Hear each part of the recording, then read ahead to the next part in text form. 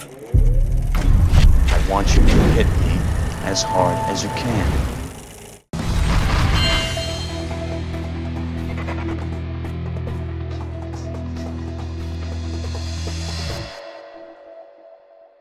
All directors are kinda crazy. If you think this, you're not alone. But one of the craziest ever is a man named Oliver Stone. He was born into a family of stones on the same day as Tommy Lee Jones. He is an experimental historian who used drugs to experiment. Let's all follow Oliver up and down the conspiracy theory pyramid. Stone has been criticized for mixing facts with fiction and fiction with facts. His films create much tension. It's hard to relax. Go watch all of his films, I'm sure you got nothing to do. Oliver Stone thinks Pokemon Go is watching you. As a child, his grandmother would tell him dark, scary stories as he went to bed. Maybe that explains all the crazy stuff in Oliver Stone's head. He falls right on the line of madman and genius, somewhere in that vicinity. As a teen, his father took him to a hooker to lose his virginity. Oliver is always there when you need him. In Vietnam, he fought for freedom. He has some Oscars, but he also has a Purple Heart. He got the Bronze Star for gallantry and Best Director for his art. Oliver also received the Air Medal, the Army Commendation Medal, and the National Defense Service Medal. He fought bravely. He had to. He also got the Vietnam Service Medal, the Vietnam Campaign Medal, and the Combat Infantryman Badge too. He went to Yale with Bill Clinton and George W. Bush, who he would later make a movie about. He went to Vietnam to teach English after he dropped out. He returned to the USA for a little bit, and then he went back to Nam as an Army infantryman. He was in the shit. Sometimes his films are a little too much to handle. He said Vietnam turned him into a jungle animal. Oliver Stone has won Best Director not once but twice, and he was wounded in battle not once but twice. In Vietnam, he got high on drugs and killing without consequence. He went on to make films as a response to this. He flies high like a CGI eagle soars, and while in Vietnam, he listened to the Doors. He made a movie about that too. Their music profoundly affected him, so I guess he had to. Stone returned from war as a radical ready to kill. He believes in the supernatural and says ghosts are real. Oliver Stone was jailed for possession of Vietnamese marijuana in Mexico when he was 21 years of age. In World War II, his father was one of Eisenhower's aides. He compared his editing style to Cubism and Picasso. It makes you kinda dizzy, huh? Yeah, I thought so. He studied at NYU Film School and was taught by Martin Scorsese. That's real cool. Oliver Stone wrote Conan the Barbarian and Scarface. His films throw you between a rock and a hard place. Sometimes his films are funny and sometimes they are very tragic. Writing Scarface helped him kick his cocaine habit. He also won an Oscar for his Midnight Express screenplay, and he hates politically correct filmmakers, but not in a mean way. Oliver Stone directed the horror film The Hand, starring Michael Caine, and now he's playing in Hollywood's Psycho game. He often speaks out against the business aspect of the film industry, and against government, and the media, religion, and history. Oliver is criticized if he lies, and also if he's honest, and if there's an issue to tackle, Stone will get on this. Lloyd Kaufman from Troma is his childhood friend. Yep, that's his pal for sure. Oliver Stone put a second mortgage on his house to finance Salvador. Jim Belushi and James Woods hated each other, but Stone thought it helped their performances. Oliver Stone gave up his paycheck to pay for the scene with the horses. He loves to smoke weed and trip on LSD. He also enjoys mushrooms, peyote, and ecstasy. It was kinda crazy for him to make part of Natural Born Killers a cartoon. And he fought personal demons with the semi-autobiographical film, Platoon. Oliver Stone personally detonated the pyrotechnic explosions. They were really big. And the scene where the Vietnamese girl is saved is something Oliver Stone really did. Yes, they really smoked pot on the set in the Vietnam War film made by a Vietnam vet. Platoon is a great film, it's a cinematic wonder, but behind the scenes was just like Tropic Thunder. Oliver Stone made the actors go through 2 weeks of intense military training. Stone wanted to deprive them of sleep and wear them out. It's for the character, so no complaining. The actors were required to stay in character during the boot camp stay. They ate military rations and were not allowed to shower, and they stayed in the jungle all night and day. For 14 days, they marched around the jungle grounds, and this caused Tom Berenger to lose 28 pounds. Saddle up! Lock and load! Oliver Stone wrote the first draft of Platoon back in 1971. Charlie Sheen was almost played by Jim Moore's son.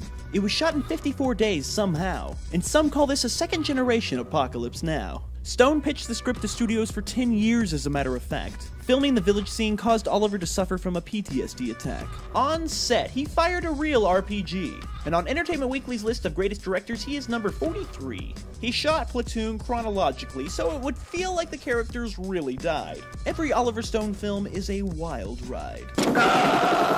His father was a stockbroker, which inspired the film Wall Street. That's really rad. It won an Oscar for Best Actor and a Razzie for Supporting Actress. That's really good, and really bad. A large part of this award belongs to Oliver Stone. The crew worked for 14-hour days. That's typical Oliver Stone. And this is the first feature film to feature a cordless phone. Oliver Stone told Michael Douglas that it looked like he'd never acted before. This caused Michael Douglas to work on his performance more. Oliver Stone really is crazy, though. His next film was entitled Talk Radio. They built a fully functioning radio station with real equipment and all things technical. It won a Silver Bear Award at the Berlin International Film Festival. This film was based on a play, but Stone made a few tweaks. Talk Radio was shot in only 4 weeks. Next, Stone would cinematically return to Vietnam, along with a movie star whose name is Tom. Born on the 4th of July is the true life story of a soldier named Ron Kovic. Oliver Stone used real animal poop in this hospital scene. That's so sick. Tom Cruise didn't win the Oscar, but Ron Kovic gave him his Bronze Star. Tom was really born on the 3rd of July. It's so close, yet so far. This film won Oliver yet another Oscar for Best Director. It was presented to him by Martin, his former professor. Born on the 4th of July was shot in shades of red, white, and blue. The word fuck is used 289 times. If you don't like it, then fuck you. Fuck you! Fuck you! Tom Cruise never got out of his wheelchair. That's dedication and stuff. And Oliver Stone wanted to use a nerve agent to really paralyze Tom Cruise, temporarily, but it wasn't safe enough. Born on the 4th of July got a great critical reception. Next, it was time for Oliver to open the doors of perception. Val Kilmer got so into character as Jim Morrison that the real members of the Doors swore it was him. Val Kilmer lived as Jim Morrison for over a year, and Oliver Stone played the Doors music all day on set, so that's all they would hear. Val Kilmer's wig caught on fire. It almost caused him great harm. During a concert scene, Kilmer broke his arm. This is a great cinematic drama about rock. A drunk Native American attacked Oliver Stone with a tomahawk. Val Kilmer had to lose and then gain a lot of weight. There's a moment where Oliver compares Morrison to Alexander the Great.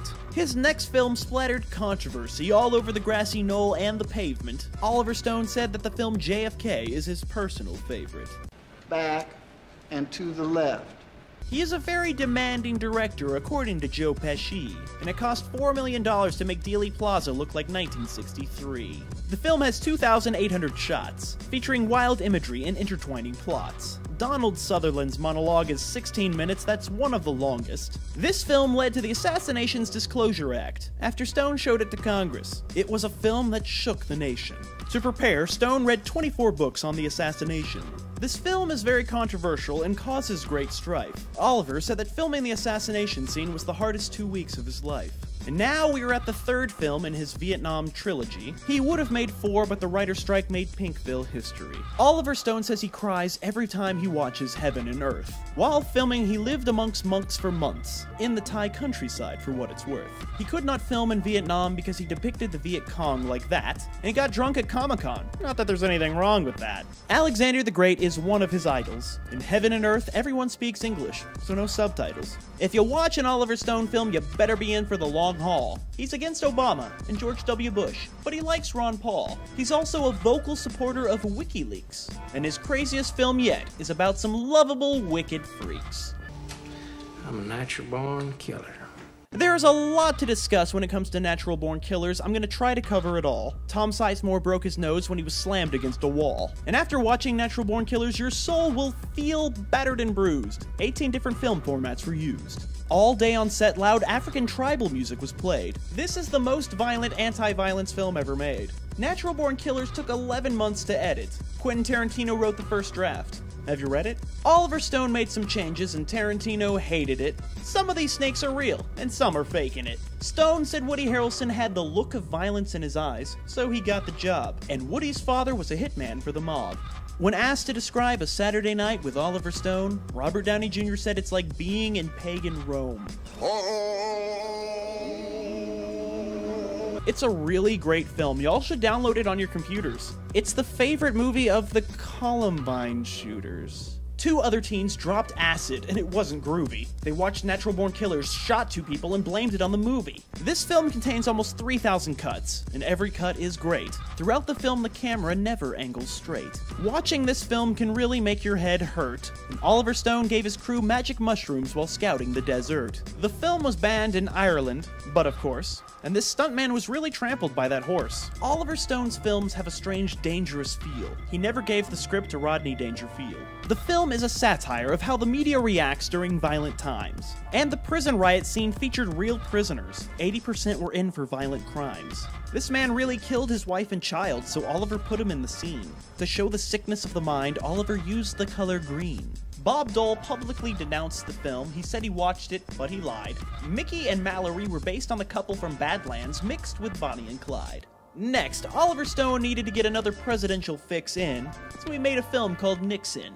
Anthony Hopkins was very nervous about playing Mr. Richard. Nixon died during the end of production, so his real funeral was featured. Diane Disney apologized for the film being mean-spirited and biased. When Oliver Stone gets stoned, he's always the highest. He overdosed on an amino acid smart drug to help his mighty mind, and was arrested again for drunk driving and drug possession in 1999.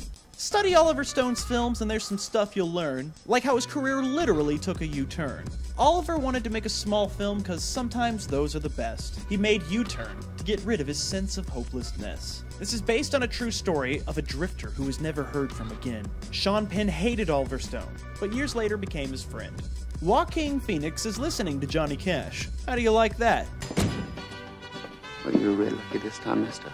And Billy Bob Thornton gained 50 pounds of fat. He loves hanging out with his buddies, Hugo Chavez and Fidel Castro. Oliver Stone dropped out of directing American Psycho. Oliver Stone movies are pretty good, y'all, even when he tackles topics like football. Any Given Sunday was the film he did next. The NFL refused to assist in the film because it featured too much drugs and sex. Cameron Diaz physically assaulted Oliver Stone when he called her white trash. The next night they were out partying again. They made up fast. You let your ego get in the way of this team, and you are gonna get out of here! Get out of here! The film has over 3,000 cuts and 117 fucks. Dennis Quaid's house actually belonged to Dan Marino, and Warner Brothers wanted Clint Eastwood, but they got Al Pacino.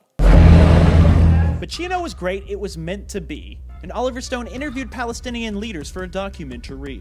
To fill the audience seats, they used cardboard cutouts attached to balloons. Oliver Stone treated football teams as if they were platoons.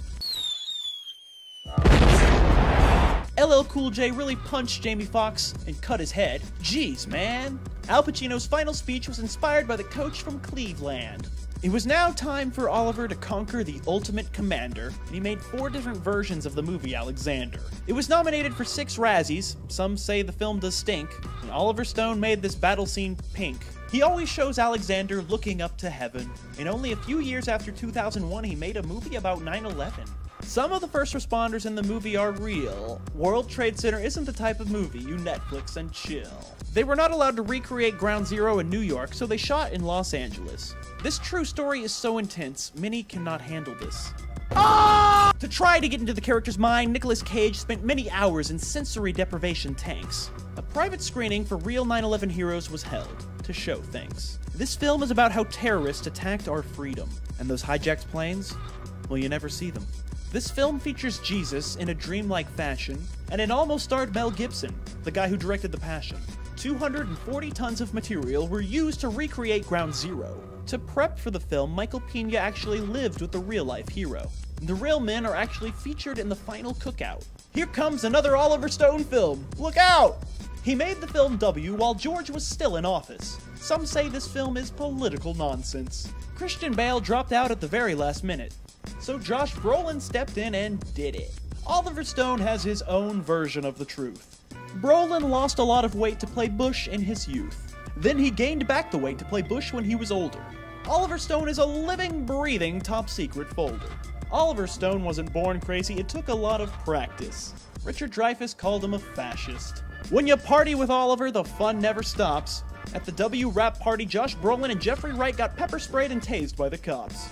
You realize you guys are being recorded, right? You realize this? Oliver Stone thinks we are all sheep. 20 years later, he made a sequel to Wall Street. Stone is always looking to expose lies and stuff. This time, the film starred Shia LaBeouf. Oliver's films are usually great. He's got some good averages. And next he did something a little different. It's a film called Savages. This actor did all of his own stunts. This film has 2 Taylors and 2 endings. Isn't that nuts?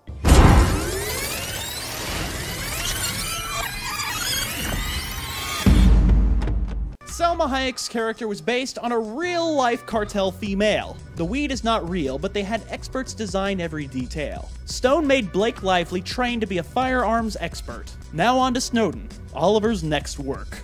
My name is Edward Joseph Snowden. Oliver spent years getting to know Snowden. He even visited Moscow. After years of struggling in the film industry, Oliver is the boss now. This film tastes like the usual Oliver Stone flavor. Nicolas Cage did this film for Oliver as a favor. The film was released the day after Oliver's 70th birthday. Did you know that? And this is Oliver's first feature to be shot in digital format. Even though he's 70, he's still young at heart, and I wonder what will be his next great work of art.